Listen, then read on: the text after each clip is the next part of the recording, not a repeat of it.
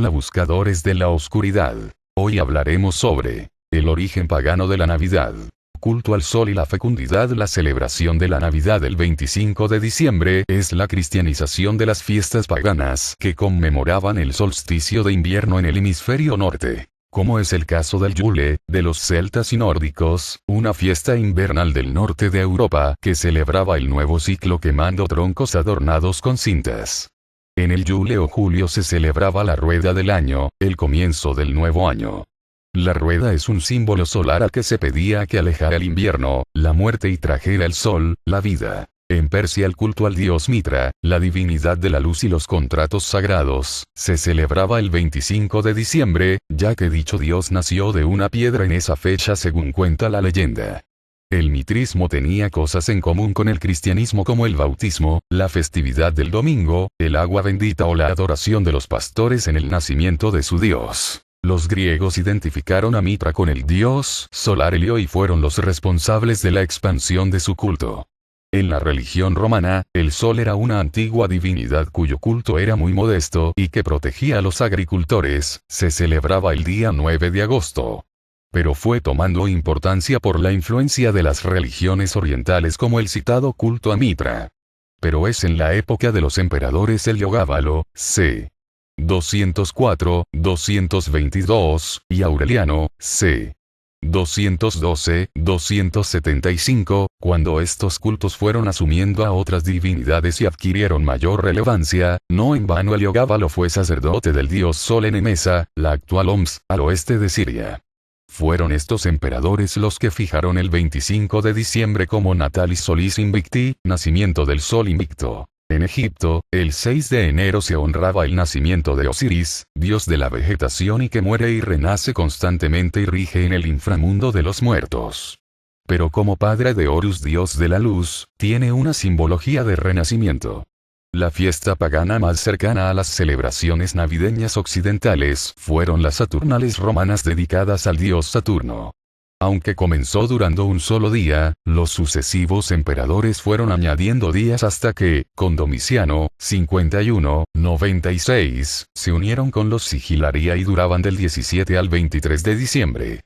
Se daba la libertad a algunos esclavos que se sentaban a la mesa de sus señores, se aplazaban ejecuciones y operaciones militares y se realizaban banquetes públicos donde se intercambiaban regalos. Poco a poco la fiesta se fue desenfrenando y en nuestros días la palabra saturnal se aplica a orgías y fiestas sin control. En la primera mitad del siglo IV, la Natividad y la Epifanía se celebraban juntas, el 6 de enero en las iglesias orientales y el 25 de diciembre en la iglesia de Roma. Asimiladas estas fiestas por la Navidad cristiana, empezaron a celebrarse por separado. Los Reyes Magos y la Navidad. La fiesta de la Epifanía del 6 de enero es más antigua que la propia Navidad. Aunque no es el objeto de este trabajo profundizar en sus orígenes, sí que vamos a tratar sobre los Reyes Magos y el rito de las ofrendas convertido hoy en la tradición de los regalos de Navidad. Personajes que reparten regalos en Navidad y Año Nuevo, los encontramos en diversas culturas y leyendas locales. Son el caso de Tomte, el espíritu nórdico que reparte regalos entre los niños. La bruja Befana que hace lo propio con los niños italianos. Los gnomos. El Sinterklaas holandés. El Father Christmas británico. El Rey Sagrado. El dios céltico del Año Viejo sobre los magos de Oriente. Solo en el Evangelio canónico de San Mateo se habla de ellos. Nacido, pues, Jesús en Belén de Judá en los días del rey Herodes, llegaron del oriente a Jerusalén unos magos Mt. 2,1. Es desde los evangelios apócrifos de donde nos llega a la tradición cristiana de la adoración de los reyes y otros aspectos del nacimiento de Jesús.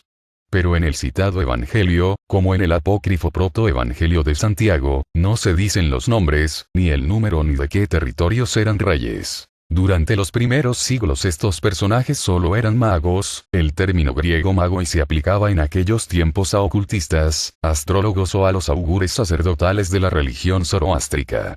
Precisamente en el apócrifo Evangelio árabe de la infancia se habla de las profecías de Zoroastro, Zaratustra, sobre el nacimiento de un Mesías nacido de una virgen. El creciente desprestigio del concepto de mago en aquellas épocas, la magia está prohibida en los textos bíblicos, hizo que se cambiara lo de mago por reyes de Oriente y, sus gorros frigios de astrólogos y sacerdotes de Mitra, se tornaran coronas. Tertuliano, 660-220, ya les da el apelativo de reyes en uno de sus textos de la forma siguiente: Namet mago reges avuit fere oriens. Aquí se nos plantea otro de los misterios que rodean a estos personajes, su lugar de origen. El vocablo mogo es persa y significa astrólogo, y es en Persia donde se fundó el zoroastrismo. Otros comentaristas bíblicos los sitúan en Babilonia, donde la astrología tenía gran predicamento y la presencia de una numerosa colonia judía podrían haber enseñado a estos nobles los vaticinios mesiánicos. Más antigua es la hipótesis de que procedían de Arabia o el desierto de Siria. Esta teoría se apoya en los presentes que eran propios de Arabia, y en los dromedarios o camellos que utilizaban las caravanas árabes. En la cuestión de los nombres de los reyes magos tampoco hay unanimidad. Los griegos los llamaban Apellicón, Amerim y Serakin. Los sirios Cacpa, Badalilma y Badadacárida. Los etíopes Ator, Sater y Paratoras, etc. Los nombres con los que los conocemos en España, aparecen por vez primera en el siglo VI en un mosaico bizantino encontrado en Rávena, Italia, con la leyenda: Veneradísimos, Baltasar, Melchior y Gaspar. Se nos presentan con la imagen con la que han llegado a nuestros días, salvo en una cosa: Baltasar no es negro.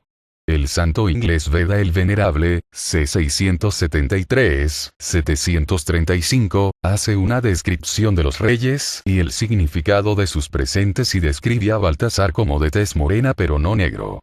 Baltasar no fue negro hasta el siglo XVI, las necesidades ecuménicas de la Iglesia así lo marcaron.